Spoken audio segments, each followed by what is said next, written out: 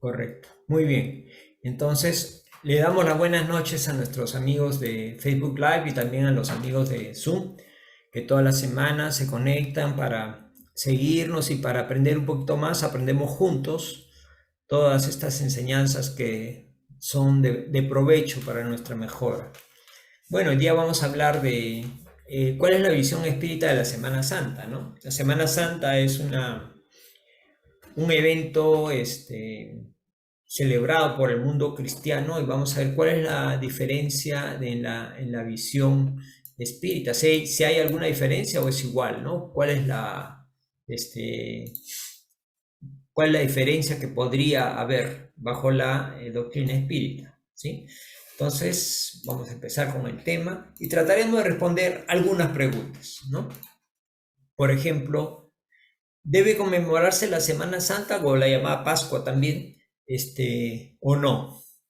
¿Es algo digno de conmemorarse o no? De conmemorar es recordar algo, ¿no? ¿Qué tipo de celebración, evento o homenaje se debería realizar en las instituciones espíritas? Hablando de las instituciones espíritas, ¿no? ¿Deberían hacer alguna reunión especial o una celebración? ¿Qué cosa debería hacer, ¿no? Y en todo caso, para tener clara cuál es la visión espírita de lo que se recuerda, ¿no? La pasión, la crucifixión, la muerte y resurrección de Jesús. ¿Cuál es la visión espírita? Al final de esta conferencia vamos a tratar de que todas estas preguntas queden resueltas y claras para cada uno de nosotros, ¿sí? Entonces vamos a empezar. En principio, el espiritismo o doctrina espírita no celebra la Semana Santa o Pascua, porque algunos le llaman Pascua, ¿no? Pero sí respeta, eso sí, respeta las manifestaciones religiosas de las demás iglesias cristianas. O sea, todas las reconocen a Jesús como el Cristo, ¿no? A eso se refiere con iglesias cristianas, católica, evangélica, etcétera, ¿no? Testigos de Jehová, una serie de variantes de las iglesias cristianas que también existen en nuestros países, ¿no? Tampoco prohíbe que los seguidores o simpatizantes espíritas manifiesten su religiosidad.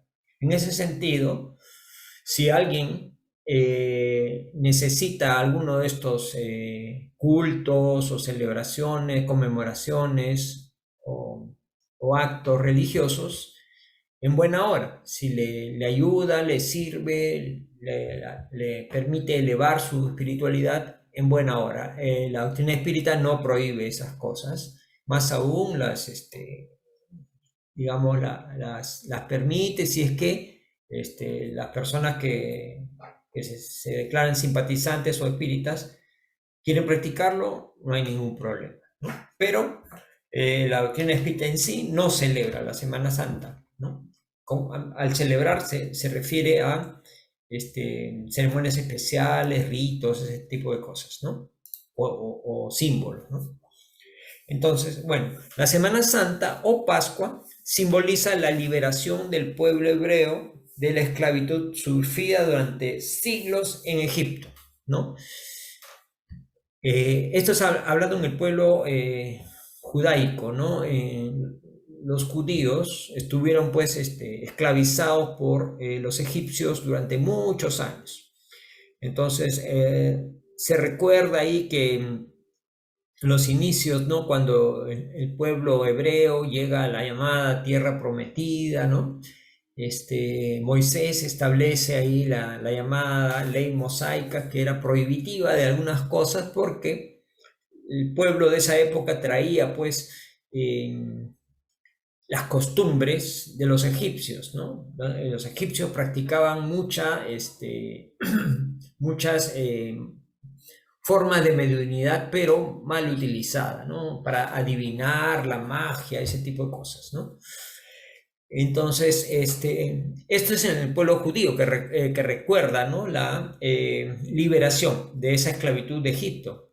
Pero el cristianismo conmemora la resurrección de Cristo. Son dos cosas diferentes, ¿no? La resurrección de Cristo que se dio en la justo en la Pascua, coincidencia, en la Pascua judía del año 33 de nuestra era, ¿no?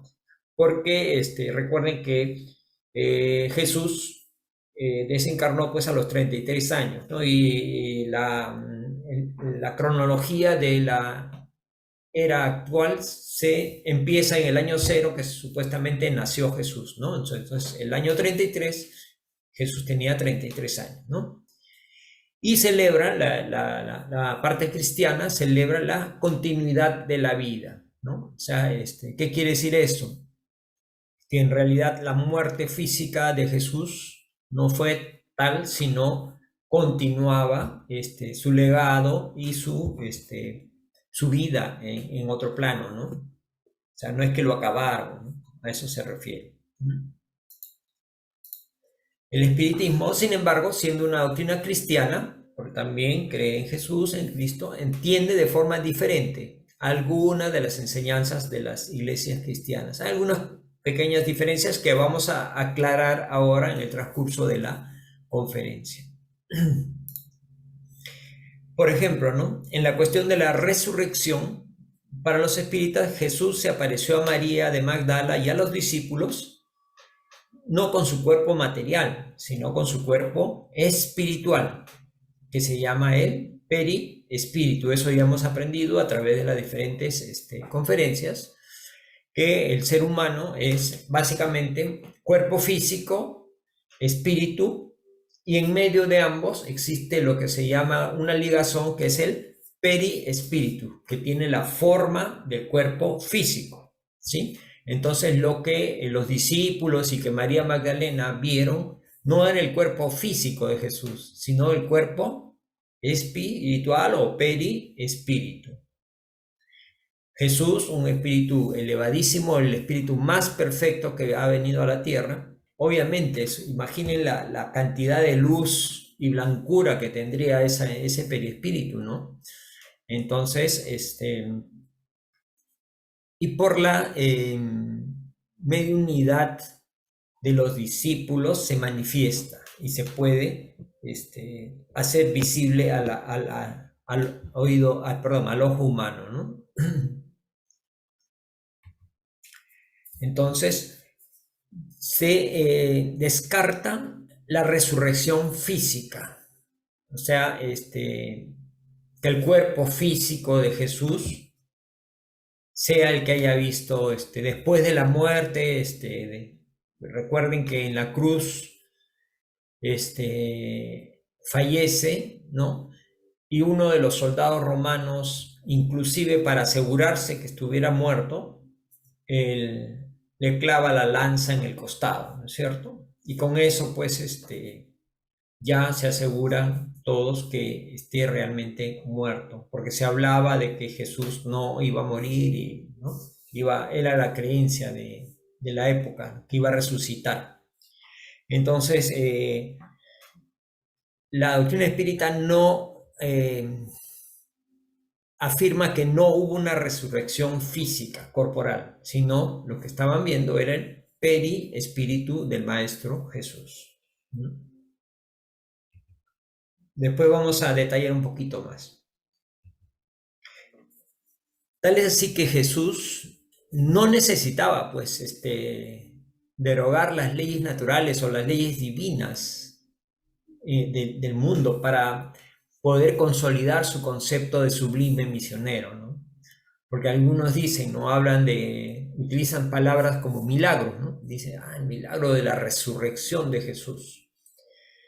No es que Dios o Jesús necesitaran derogar estas leyes, ¿no? Para mostrar su grandiosidad. No fue necesario. Su grandiosidad se manifiesta en el mensaje, ¿no? Y en su trayectoria de vida, en las enseñanzas. Eso fue lo que lo hacen ser grande, ¿no? No necesitó derogar las leyes. ¿De qué ley estamos hablando acá? Cuando el cuerpo físico se extingue, el principio vital, el cuerpo muere, el cuerpo. Y si muere, ya no puede volver pues a la vida, ¿no? El cuerpo después de unas horas ya comienza el proceso de descomposición, ¿no? Entonces, no, ya no puede volver a la vida. No es así.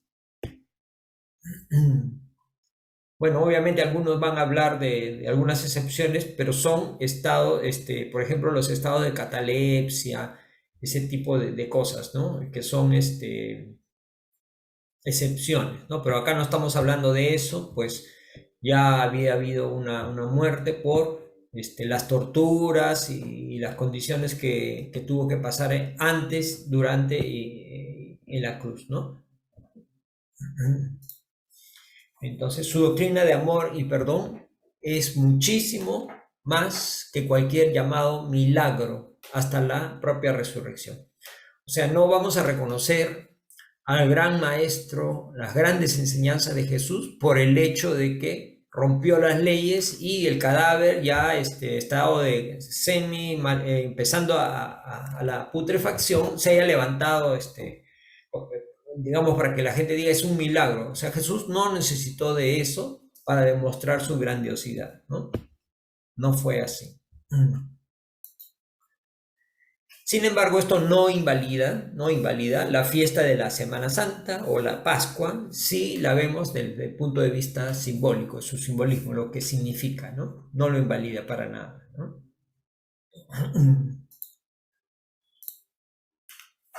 Hablando de la celebración de los judíos, la Pascua judaica, o sea, del pueblo judío, se interpreta como la liberación del ser humano de la ignorancia, de todo lo negativo, las maldades, ¿no? Ya, desarrollándose o progresando hacia el conocimiento, hacia el comportamiento moral, ético de mayor grado, ¿no? Entonces es como una jornada de evolución que el hombre atraviesa para llegar a ser mejor, ¿no? Y esta llamada travesía por el Mar Rojo, el simbolismo que representa es todas las vicisitudes o dificultades que tenemos como seres humanos para transformarnos en seres mejores.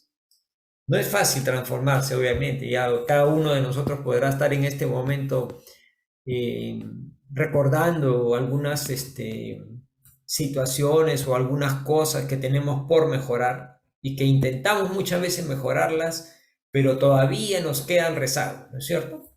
Es difícil. Entonces a eso se refiere a esta simbología, ¿no? El travesía por el Mar Rojo como las dificultades que todos atravesamos para transformarnos para mejor, ¿no?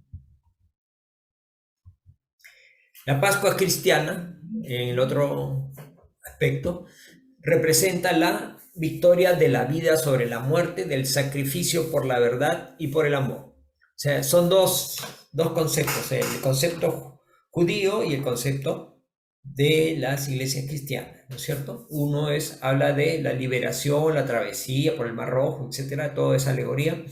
Y la parte cristiana habla sobre la victoria de la vida sobre la muerte, del sacrificio de Jesús en aras de la verdad y el amor, ¿no? Que fue lo que vino a enseñar el maestro, ¿no? Entonces Jesús demostró algo muy importante, que se puede matar a los hombres, se pueden asesinar a los hombres, pero no se pueden eliminar ni matar las grandes ideas renovadoras, porque Jesús vino a traer esas ideas nuevas, ¿no? A un pueblo que estaba todavía con los recuerdos de sus épocas antiguas de salvajismo, de supercherías, de idolatrías, ¿no? Estando en Egipto, y llega Jesús con nuevos conceptos, ¿no? Grandes conceptos, grandes ideas, y no solamente ideas, sino que también las puso en práctica, ¿no? El amor al prójimo y el valor de la vida, ¿no? Valor de la vida. El amor al prójimo lo expuso siempre, siempre que pudo ayudó a todos, los que pudo ayudar, ayudó. Y ese amor también se refleja hasta sus últimos instantes de vida, al perdonar a aquellos que lo habían torturado y lo habían llevado a esa situación agonizante, ¿no? Nos perdona. Entonces, Esos ejemplos son pues sublimes, ¿no? O sea, si a nosotros nomás salimos a la calle y alguien de casualidad nos pisa uno de los pies, nos volvemos salvajes, ¿no? Somos capaces de golpear al otro porque nos hizo doler el callito que teníamos ahí, ¿no? Entonces, y Jesús, el ejemplo sublime, ¿no? De perdonar a aquellos que lo estaban matando. Imagínense, ¿no? El grado de elevación que tenía Jesús y que aún nos falta a nosotros conseguir siquiera una parte de eso, ¿no? Es como para reflexionar, ¿no? La Pascua cristiana representa la victoria de la vida sobre la muerte. Entonces, el concepto que aprendemos en la doctrina espírita es que la vida solo puede ser definida por el amor y el amor por la vida. Como que la vida tiene sentido si cultivamos el amor verdadero, ¿no? El amor que nos enseñó el Maestro Jesús, ese amor cristiano, el amor fraterno, el amor solidario, el amor que nos hace ver a los demás seres como parte de la humanidad, parte de la hermandad, que somos todos hijos de Dios, ¿no? El día que el hombre comprenda eso, va a ser una cosa maravillosa, ¿no? Vamos a estar ya en otra etapa, consumada la etapa de regeneración en el planeta Tierra, ¿no? Igualmente la vida, ¿no? La importancia que tiene la vida, que es un regalo de Dios, porque no nos regala la vida para venir y ser egoístas y practicar egoísmos y goces materiales meramente, ¿no? Sino nos da la vida para justamente eso, cultivar el amor, mejorarnos, aprender, ser mejores personas, ¿no? Y eso debe ser nuestra constante, ¿no? Con eso no les estoy diciendo, mis hermanos, que seamos pues monjes o ya extremadamente religiosos en ese sentido, ¿no? Vivamos una vida normal, como todas las personas, pero tengamos presentes estos conceptos y aplicarlos en nuestra vida diaria, ¿no? Aplicarlos sobre todo con los más débiles, ¿no? Porque hay veces entendemos todo esto, pero tratamos mal a la persona que trabaja para nosotros, ¿no? Alguien que nos hace un servicio, que es una persona humilde, económicamente hablando, ¿no? Hace un trabajo y si lo hace mal nos entra a nosotros un temperamento totalmente diferente a todo lo que enseña esto, ¿no? Entonces, tengamos presente siempre esto y actuemos con los demás como quisiéramos que actuaran con nosotros, ¿no? Ser fraternos en todo momento.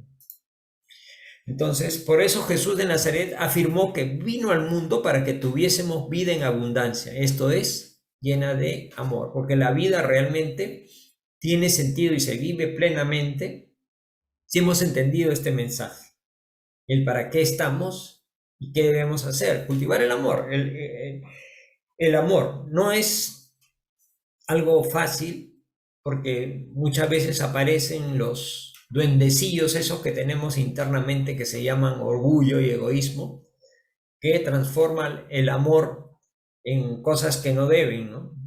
Y transforman en malas costumbres, malas actitudes, desprecio, desplantes, gritos, violencia, ira, etcétera, cuántas cosas negativas, ¿no? Entonces, esa es la vida que quería Jesús que tengamos, ¿no? Una vida plena en el amor de Jesús, el amor cristiano, el amor fraterno. Entonces, hablando en términos generales, todas las instituciones espíritas no celebran la Pascua, ni programan actividades especiales para esa fecha, como hacen las demás religiones, ¿no? o filosofías cristianas. Sí hay, la mayoría de nosotros venimos pues de la Iglesia Católica y sí hay pues una serie de ceremonias y cosas que se llevan a cabo en esa semana, ¿no? Y cada iglesia también tiene sus propias formas de conmemorar cada uno de los significados de esa semana, ¿no? ¿Sí? Pero en términos generales, como dice acá, las instituciones espíritas no celebran la Pascua en ese mismo sentido, ¿no? Sin embargo, como dice acá, y ya lo repetimos, el sentimiento de religiosidad propio de cada persona se respeta, es respetado. Si cualquier manifestación personal o colectiva acerca de la Pascua no es prohibida ni tampoco desaconsejada. Si te sientes bien yendo a orar a un lugar donde está el Santísimo, por ejemplo, y dices, ah, qué bonito ambiente hay acá, esto me inspira para orar, en buena hora, si eso te sirve y te hace mejor, en buena hora. ¿No? No le voy a decir, no, que si ese es un ambiente, lo mismo puedes hacerlo en tu casa, en tu dormitorio, en tu patio, ¿para qué vas hasta allá? No, si tú te sientes bien haciéndolo, en buena hora. Entonces, en el contexto espírita, más que las simbologías, la figura de Jesús es la más importante. O sea, nos centramos en lo que es el maestro y significa, ¿no? Y sus enseñanzas, obviamente, que es la base de toda la moral cristiana, ¿sí? Entonces, si comparamos esta moral que se entiende en base a las enseñanzas de Jesús en todas las iglesias cristianas, debería ser la misma. Y es la misma en realidad, ¿no? Es la misma. Entonces, para las instituciones espíritas, lo más importante es Jesús. Jesús es el centro, ¿no? No todas las conmemoraciones o ritos o formas que pudieran haber alrededor de eso, ¿no? Entonces hay que centrarnos en eso, en Jesús, en sus enseñanzas.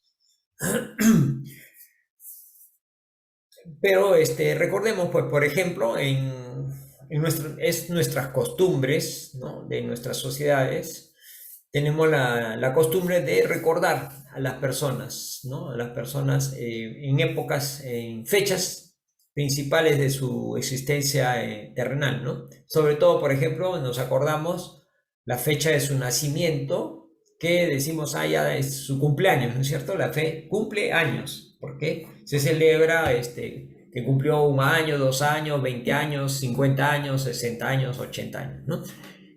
Y también nos acordamos, si son personas queridas, obviamente, o personas de notoriedad en la sociedad, la fecha de su desencarnación o fecha de su muerte.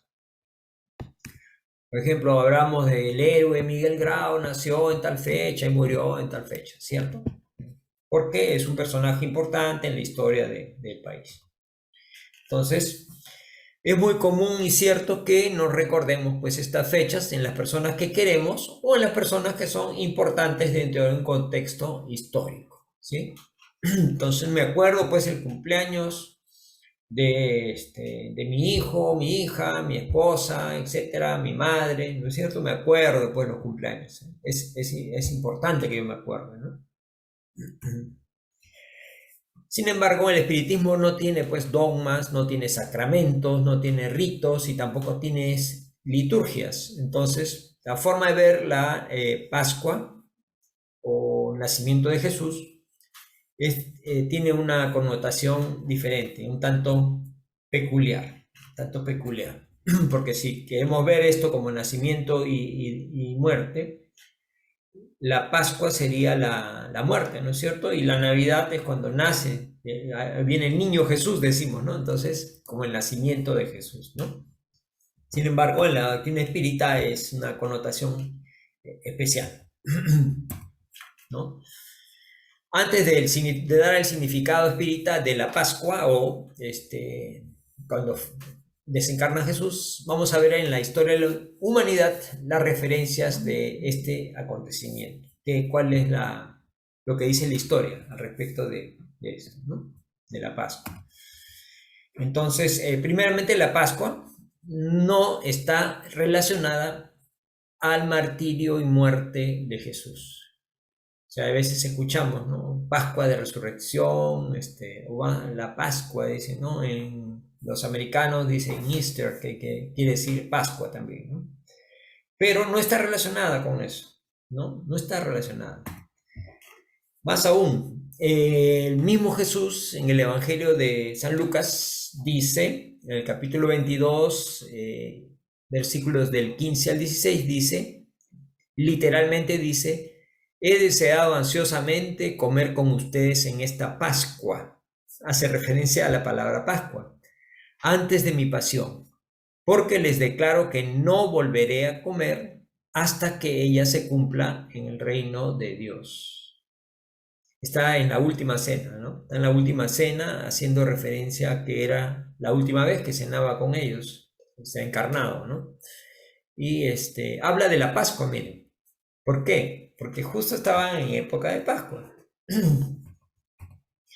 Entonces, lo que es acá evidente es que la Pascua ya existía en la época de Jesús, ¿no? Ya era una conmemoración, o sea, y más aún era una fiesta que en la sociedad judía la conmemoraban o celebraban, ¿no? Era una fiesta ya cultural. Sin embargo, la iglesia tomó el sentido de la fiesta para adaptarla y darle un nuevo enfoque, asociando a la muerte de Jesús, luego del juicio que ejecutara la sentencia de Pilatos, ¿no? Ejecución de la sentencia de Pilatos, de ese juicio donde fue condenado por Pilatos, ¿no? Entonces, asocia a eso la palabra de la Pascua, ¿no? Pero históricamente la Pascua es la unión de habían ya dos festividades muy antiguas entre los pueblos antiguos de esa época, los pueblos primitivos, y los judíos fueron los que la instauraron. En la época de Jesús ya existían estas dos celebraciones que se unieron porque correspondían a la misma fecha, entonces se unieron. ¿Cuáles son estas dos festividades? Por ejemplo, el Pesá, que era una danza cultural que representaba la vida de los pueblos nómades. Los nómades son aquellos que no tienen una tierra fija, ¿no? Sino se van desplazando. Acuérdense, el pueblo judío se desplazaba de un lugar a otro hasta que llegarían a la llamada tierra prometida, ¿no es cierto? Iban a un lugar, si el clima se hacía malo, escaseaba la comida, se iban moviendo así, ¿cierto? Entonces el Pesá representa eso, ¿no? En una fase en que la vinculación con la propiedad de la tierra no era evidente, ¿no? O sea, si eran pueblos nómades, nadie podía decir, bueno, esta es mi casa y nadie pase a mi patio ni a mi jardín, qué sé yo. ¿Por qué? Porque al día siguiente de repente ya todos se iban a otro lugar, entonces tu propiedad pues no tenía sentido, ¿no? Porque ya dejaban ese lugar y se iban a otro. Entonces no había una correlación con la propiedad de la tierra. Eso es lo que se festeja en el Pesá. Y la otra era la fiesta de los panes, ¿no? Los panes sin levadura, en la que los agricultores ya no nómades, sino sedentarios, que son los que viven ya en un lugar determinado, en una ciudad, en un pueblo, un caserío, lo que querramos llamarlo, hacían a Dios por el inicio de la época de la cosecha. O sea, la cosecha era como un agradecimiento, ¿no? A Dios por la producción del trigo, que saciaba el hambre de las familias y propiciaban los cambios en los mercados en la época. Ella era, digamos, la comida para la familia, para el pueblo, y lo que si era bastante la producción, eso lo negociaban con otros, lo intercambiaban con otros productos, como gente que venía de afuera, o ellos llevaban el producto y lo vendían en otros mercados, ¿no? Entonces, todo ese mecanismo se inicia con el agradecimiento a Dios por eso, y lo hacen en esta tradicional fiesta de los panes, ¿no? Tiene toda una ceremonia y lo hacen, hasta ahora lo celebran los judíos, ¿no? Entonces, ambas celebraciones, la de los panes y la del Pesá, se celebraban en el mes de abril o en Nisan, ¿no? Y a partir del evento bíblico que se denomina el Éxodo, ¿no? El Éxodo, que es la salida o la huida del pueblo judío o hebreo de Egipto, que se da alrededor del 1441 antes de Cristo, ¿no? Entonces se conmemora esos eventos.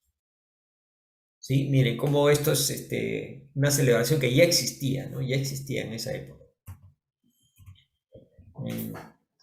Es a la Pascua que Cristo deseó conmemorar junto a sus seres más queridos en la última cena. Los discípulos eran sus seres más queridos para él, ¿no? Que lo rodeaban sus amigos íntimos, digamos, llamémoslo así, ¿no? Es lo que él desea celebrar y él nominalmente dice, ¿no? En la Pascua. Después de la celebración de la última cena, entonces todos se dirigen a Getsemaní, ¿se acuerdan, no? Donde los discípulos que no estaban atentos y que no estaban vigilantes se duermen. Ese fue uno de los eventos. Él se pone a orar en el monte y también ahí ocurre luego el beso de Judas, donde lo traiciona y después lo toman preso al maestro, ¿no es cierto? Después de la celebración de la Pascua, ¿sí? Y también hay otros eventos, ¿no? Otros eventos evangélicos que también marcan el concepto de la Pascua, sellan la Pascua. Por ejemplo, en la religiosidad, especialmente la católica y las otras también, hablan de jueves y viernes santo, sábado de gloria, domingo de Pascua de resurrección, dicen, ¿no? Jueves y viernes santo, donde se lleva a cabo la pasión, ¿no? Y la muerte de Jesús, ¿no? Estos primeros, el jueves y viernes, se relacionan al martirio y al sufrimiento que lleva a cabo Jesús. Entonces, representan pues todo ese sufrimiento a través de todos los ritos que se llevan a cabo, ¿no? Toda la simbología, el color de la ropa, etcétera, ¿no? Y los dos, el sábado de gloria y domingo de Pascua, a la resurrección y la llamada ascensión de Jesús. ¿Sí? Entonces, sobre la resurrección, dejemos claro, la interpretación tradicional respalda pues el hecho de que el cuerpo haya estado conservado, el cuerpo material conservado de Jesús luego de su muerte física.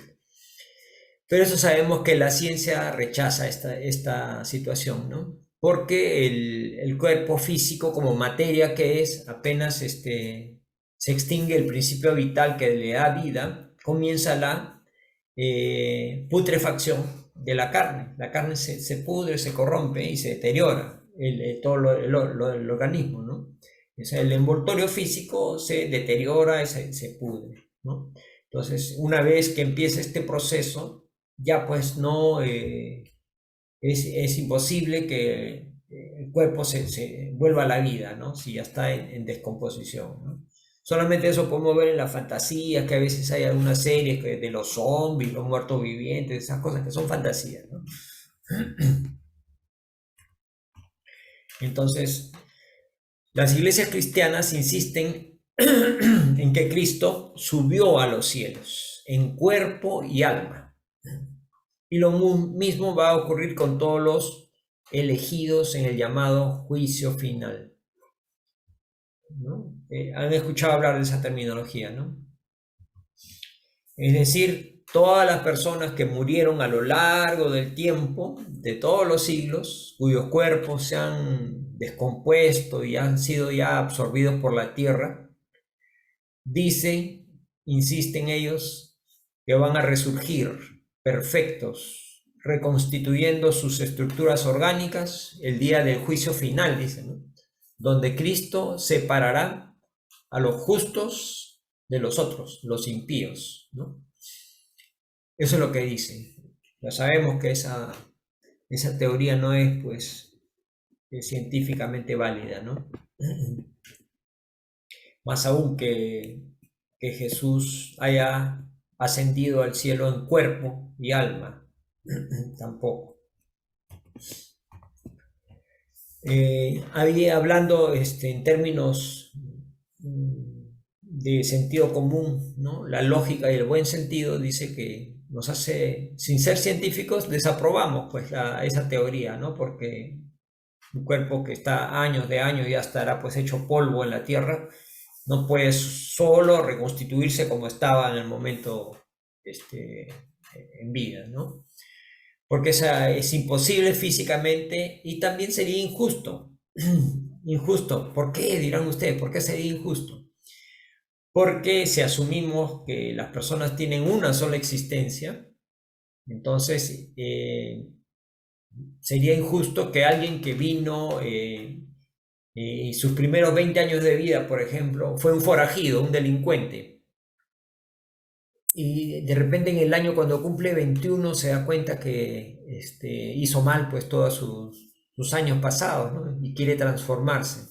Dice, no, sí, voy a pedir perdón a quienes les hizo daño, voy a transformarme, dice. Sale de su casa y un terremoto y le cae una piedra en la cabeza y lo mata. Y ahí quedó, no tuvo oportunidad de regenerarse. Entonces sería injusto Dios con él si lo juzga por esos 20 años de delincuente, ¿no? ¿No es cierto? Porque no tuvo la oportunidad ni el tiempo para regenerarse, ¿cierto? Y así, ¿no? ¿Cuáles los niños que nacen y mueren pues a las semanas o mueren un año? No, si tuvieran una sola existencia, dirían, uy, ahora qué pasa con ese ser humano que a las semanas de nacer, ¿a dónde se va? No hizo ni bien ni mal, ¿a dónde va? ¿No? Entonces, pero todo esto se resuelve con la ley divina de la reencarnación, ¿no? Entonces ahí ya hay más justicia y que permite la evolución de todos los espíritus. Todos pueden evolucionar, todos. El más malo, el más bueno, el normal, el niño que murió a las semanas tiene la oportunidad de regresar en otro cuerpo y continuar su evolución, ¿sí? Entonces, y ese joven que fue 20 años delincuente y renacerá y tendrá la oportunidad de completar esa regeneración que estaba empezando, ¿no? Entonces la reencarnación nos hace ver la diferencia y nos hace ver la justicia de Dios en toda su magnitud. Entonces, y tendremos, ¿cuántas veces voy a reencarnar? Algunos se preguntarán. Reencarnarás tantas veces como sean necesarias hasta que alcances la perfección, ¿no?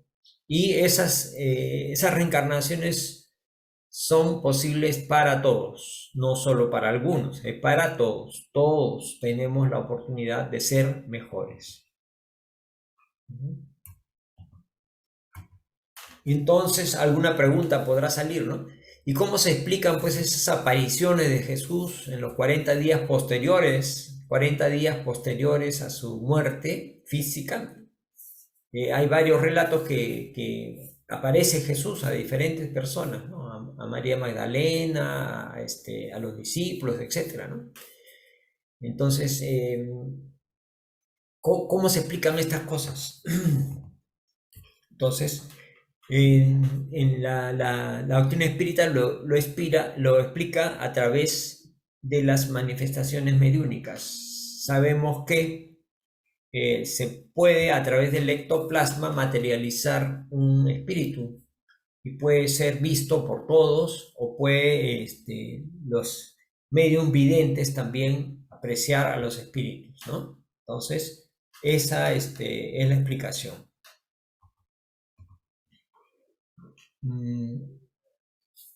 Entonces, acuérdense cuando María Magdalena llegó al sepulcro, ¿no?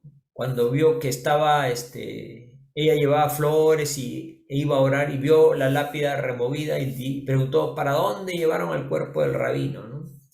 Ahí, bueno, había, acuérdense el hecho de José de Arimatea y el otro discípulo Pedro creo que fue que lo sacaron, ¿no? Se lo llevaron a otra tumba para que no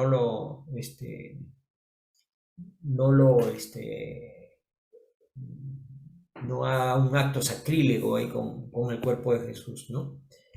Entonces, pero ella se asombra cuando conversa con él al estar frente a la materialización de Jesús.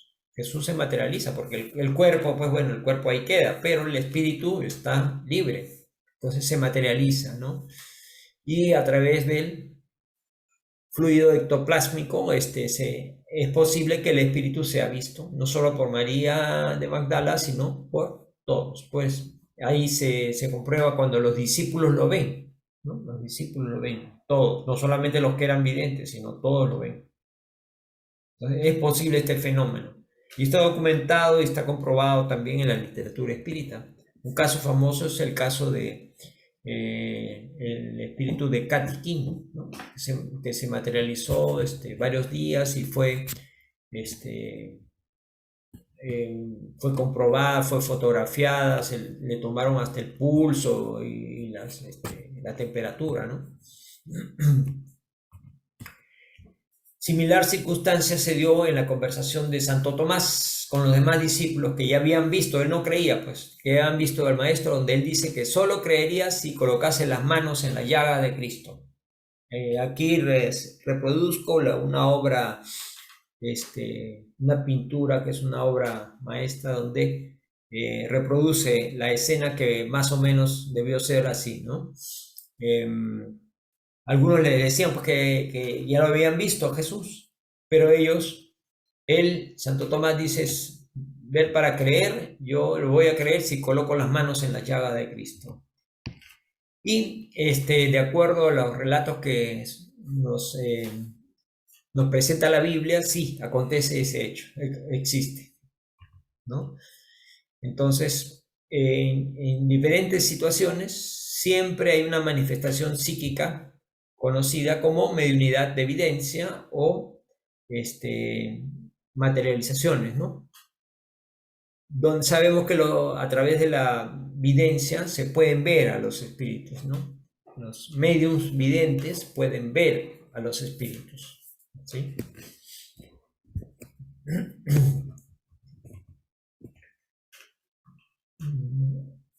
¿Qué pasa acá? Debido a la interpretación que le dan las diferentes religiones y las iglesias tradicionales, la celebración de la Pascua se halla envuelta en un contexto de culpa. Nos hacen sentir culpa a nosotros por el sufrimiento que tuvo que atravesar Jesús. Entonces hay un fenómeno, ¿no? Nos hacen creer o nos dicen que Jesús padeció por nuestros pecados, ¿no? Mencionando fuera del lugar en realidad que todo el sufrimiento de Jesús fue para salvarnos de nuestros errores o de los errores cometidos por nuestros ancestros, en especial Adán y Eva en el paraíso. Supuestamente los ancestros se equivocan y nosotros heredamos ese error que ellos cometieron sin haber sido nosotros los que fallamos, sino porque de cascada nos cae el pecado llamado pecado original, ¿no? Por eso la manzana de la serpiente acá en la figura, ¿no? Y entonces, ¿para qué? Para que nosotros sintamos culpa, ¿no? Como yo estoy manchado por ese pecado original, pero yo no estuve en ese, no, pero nuestros ancestros sí, ellos cometieron ese pecado original que nos cae de cascada a nosotros y por nuestra culpa Jesús tuvo que pasar todo este sufrimiento. Entonces, envuelve en un sentimiento de culpa la celebración. Entonces, el cordero inmolado, que cumple las profecías del Antiguo Testamento, luego la persecución y violencia contra el Hijo de Dios en todas las iglesias colocado, en los crucifijos y en los cuadros que relatan las fases del Vía Crucis. Entonces nos pintan esta figura donde vemos pues torturado al Maestro Jesús, ¿no? Torturado con una corona de espinas, clavos, sangre, humillado, insultado, golpeado, torturado, sangrante. ¿Para qué? Para que nuestra culpa sea más grande, pues, ¿no? Sensibilizarnos en la culpa, ¿no? Sin embargo,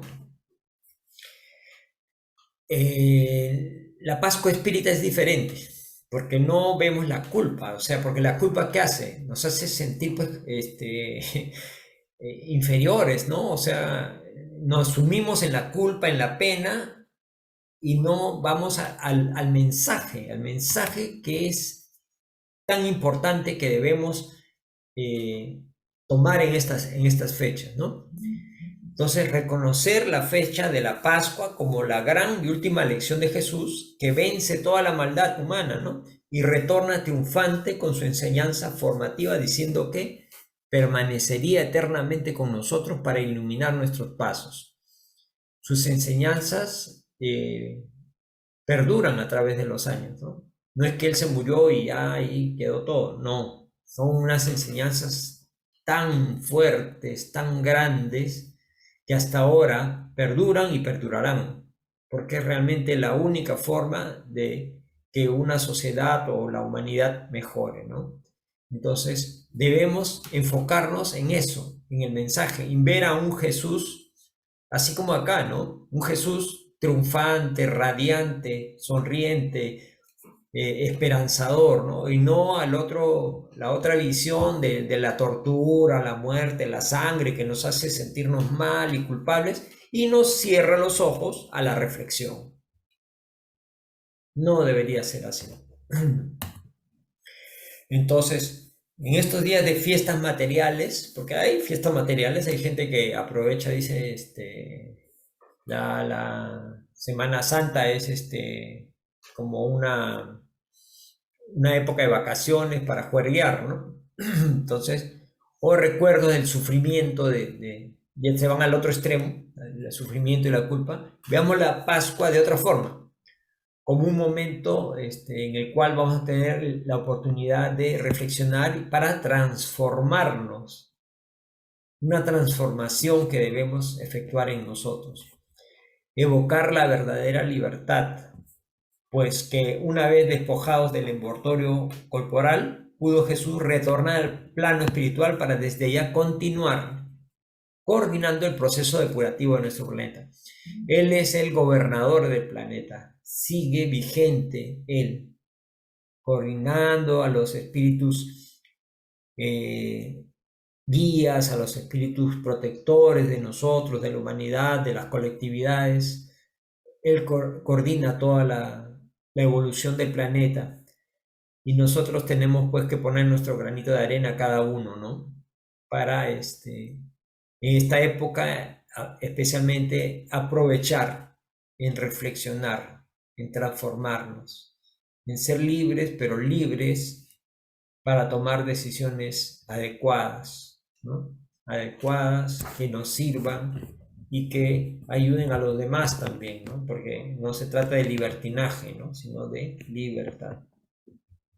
Entonces, en vez de ser una celebración de una fiesta pastoral o agrícola con los ritos del trigo, etc., o de la liberación del pueblo judío de Egipto, o de la resurrección de Jesús, nosotros los espíritas debemos verla como la victoria real de la vida sobre la muerte, ¿no? Por las leyes divinas que nos dan la certeza de la inmortalidad. Entender que somos inmortales, espíritus inmortales, que solamente tenemos un cuerpo temporal como una cáscara que finalmente se deteriora, se extingue, pero el espíritu continúa vivo, es inmortal. Y a través del proceso de la reencarnación, continuaremos progresando hasta alcanzar la perfección. La vida, dice, en esencia, solo puede ser definida como el amor, mostrado en los grandes ejemplos de la existencia de Jesús. Siempre lo demostró, fue coherente lo que decía con lo que hacía, ¿no? Siempre amó al prójimo y valorizó la propia vida, ¿no? Entonces, esa es la forma como debemos enfocar estas celebraciones, esta época, ¿no? Esta época de Semana Santa o Pascua, ¿no? Y finalmente, cuando en esta Semana Santa estés al lado de tus seres amados, en la familia, los amigos, ¿no? Recuerda a Jesús para honrarlo con sus mejores ejemplos, o sea, con alegría, que lo inmortalizan y que nos guían para un día también estar en la condición vivida por Él, como Él nos prometió, ¿no? Ustedes van a ser como dioses, dijo, ¿no? Y miren, haciendo brillar nuestra luz. Justo el mensaje que sale al comienzo, salió al azar, nos decía, haz brillar el sol íntimo que llevas dentro de ti. Y acá nos repite, ¿no? Haciendo brillar nuestra luz. Porque las leyes divinas las llevamos todos nosotros escritas en nuestra conciencia. El tema es hacerlas brillar, hacerlas salir, porque están en nosotros. Entonces, la divinidad está escrita en nosotros. Entonces, nosotros tenemos que honrar esta ley divina para ser mejores, ¿no? Ser mejores siempre. Entonces, celebremos, mis amigos, esa otra Pascua, la Pascua de la reflexión, de la transformación. Nuestra transformación, ¿para qué? Para llegar a tener una vida plena, no solamente una vida feliz, sino una vida plena, que es tener una existencia, una vida en donde sea que nos toque, pero plena, o sea, cubiertas las expectativas espirituales, morales y todos los campos de las virtudes y las buenas prácticas que nos hacen ser verdaderos cristianos, émulos de Jesús. Y ese es el llamado, mis queridos amigos, para que en estas Semana Santa que empieza, seamos pues émulos del Maestro, ¿no? Y veámoslo como lo que es, ¿no? Un mensaje de luz, alentador, alegre, y no en la otra faceta que muchas veces nos hace sentir culpables, tristes, pero nos cierra la puerta de la reflexión. Lo importante es la reflexión, ¿sí? Y ser más fraternos con todos los que nos rodean, ¿no? Muchísimas gracias por su atención. Espero que haya sido de utilidad esta información que hemos compartido del día de hoy. Y los invitamos para la próxima semana, donde vamos a tener un invitado, un conferencista internacional, tratando un tema para aquellos que les gusta la parte científica de la doctrina espírita. Nos va a tratar un tema muy interesante que es de la transcomunicación instrumental y todos los avances científicos que hay para la comunicación con el plano espiritual. Mis amigos, entonces, por su atención, muchas gracias. Esta es la bibliografía por si quieren leer un poco más. Muchísimas gracias. Será hasta mañana, amigos de Facebook. Muchas gracias, amigos de Zoom. Nos quedamos por acá. Gracias.